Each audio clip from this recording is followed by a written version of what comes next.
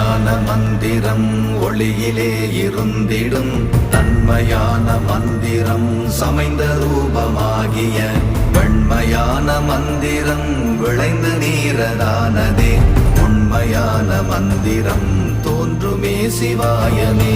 ஓம் நமச்சிவாய.